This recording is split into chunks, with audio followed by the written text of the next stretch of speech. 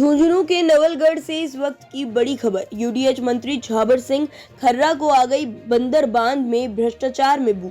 ढूंढलोद में पत्रकारों को बातचीत करते हुए कहा कि जयपुर जा रहा हूं, एक मामला आया है बंदर बांध का अभी मेरे सामने। इस मामले में सरकार को हो सकता है 700-800 करोड़ का नफा नुकसान। प्रशासन शहरों के संग अभियान को लेकर भी खर्रा ने साफ साफ कहा, जिन जिन अधिकारियों ने गड़बड़ झाले किए उन पर होगी कार्रवाई। स्पष्ट नियम, दिशा निर्देश और कर्मियों को दूर करके शुरू करेंगे अभियान। झुंझुनू के नवलगढ़ से इस वक्त की बड़ी खबर मिल रही है। यूडीएच मंत्री झाबर सिंह खर्रा को पिछली सरकार के समय हुई कथित बंदरबाट में भ्रष्टाचार की बू आ गई है, जिसके कारण झुंझुनू के ढूंढलोद आए झाबर सिंह खर्रा ने जमीनों की बंदरबाट के एक सवाल पर बड़ा इशारा करते हुए कहा कि करीब 700-800 करोड़ रुपए की बंदरबाट की सूचना मिली है। हालांकि अभी आधी अधूरी सूचना है, लेकिन इस मामले की जयपुर में जाकर पूरी पड़ताल करेंगे, इसके बाद खुलासा करेंगे।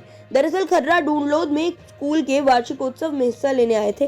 तब पत्रकारों ने जब जमीनों की बंदरबाट को लेकर सवाल पूछा तो खर्रा ने कहा कि पिछली सरकार में काफी बंदरबाट हुई है। बुधवार को मेरे विभाग का एक केस हाईकोर्ट में लगा है। मुझे अभी भी जानकारी मिली है इस मामले में कोर्ट में सरकार की तरफ जो वकील पैरवी कर रहे हैं, सामने से उनका ही भांजा कोर्ट में पैरवी करने खड़ा होगा।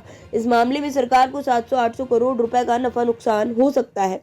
ये प्रकरण भी उन्हीं में शामिल है जो बंदरबाट सरकार ने अपने अंतिम समय में करके गई है। उन्होंने कहा कि अभी उनके पास भी आधी अधूरी जानकारी है और वह खुद जब तक मामले को पूरा नहीं देख लेते तब तक सार्वजनिक नहीं करेंगे। इस मौके पर प्रशासन शहरों के संग अभियान को रोकने के सवाल पर यूडीएच मंत्री खर्रा ने कहा कि प्रशासन शहरों के संग अभियान में पट्टा वितरण, निर्माण स्वीकृति, भू परिवर्तन के मामले में काफी शिकायतें मिली है, इसलिए इस अभियान पर रोक लगाई गई है। इसका अध्ययन करवाया जा रहा है। खास बात ये ढूंढी जा रही है कि ऐसी कौन सी कमियां, खामियां दिशा निर्देशों और नियमों में रह गई, इनके कारण अधिकारी इस अभियान में गड़बड़ झाला करने में सफल रहे, उन्हें दूर करेंगे। साथ ही जिन जिन अधिकारियों ने गड़बड़ झाला किया है उन पर कार्रवाई करने के बाद इस योजना को आगे बढ़ाया जाएगा। यूडीएच मंत्री झाबर सिंह खर्रा ने कहा कि जिन लोगों को पट्टे चाहिए वो सालों से अपने मकानों में रह रहे हैं। ऐसे में 2-4 महीने और देरी भी होती है तो कोई पहाड़ नहीं टूटेगा, लेकिन बिना अध्ययन करवाए हम इस अभियान को शुरू नहीं करेंगे। हो सकता है लोकसभा चुनावों से पहले ही अभियान शुरू हो जाए, वरना चुनावों के बाद शुरू हो जाएगा। लेकिन हम जो सुधार करने जा रहे हैं उसे कोई नहीं रोक सकता है। देखिए, कुछ बहुत सारी बंदरबाट हुई है और शायद बुधवार को मेरे विभाग का एक केस राजस्थान हाईकोर्ट में लगा। अभी भी मुझे जानकारी मिली है कि सरकार की तरफ से जो वकील पैरवी करेंगे उनका भांजा दूसरे प्रतिपक्ष की तरफ से पैरवी करेगा।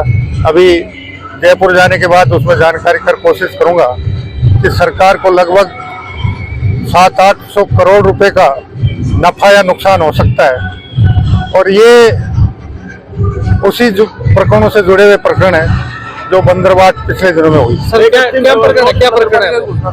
अभी देखो, जब तक मुझे पूरी जानकारी नहीं हो मैं कोई बात सार्वजनिक रूप से नहीं करता।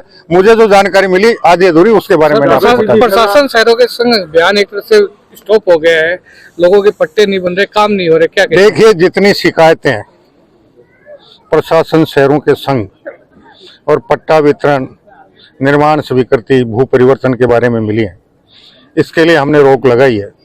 हम उसका अध्ययन करवा रहे हैं कि ऐसे क्या कमी खामियां थी दिशा निर्देशों में या नियमों में जिनकी वजह से वो इस प्रकार के गड़बड़ झाला करने में अधिकारी सफल हुए हैं, उनको दूर करते हुए और जिन जिन ने गड़बड़ झाला किया है उनके खिलाफ कार्रवाई करते हुए आने वाले भविष्य में इस योजना को आगे बढ़ाएंगे। सर, कब तक हो जाएगी ये समीक्षा? क्योंकि लोगों के काम अटके हुए, कुछ अच्छे काम। देखो, काम कोई नहीं अटका हुआ है।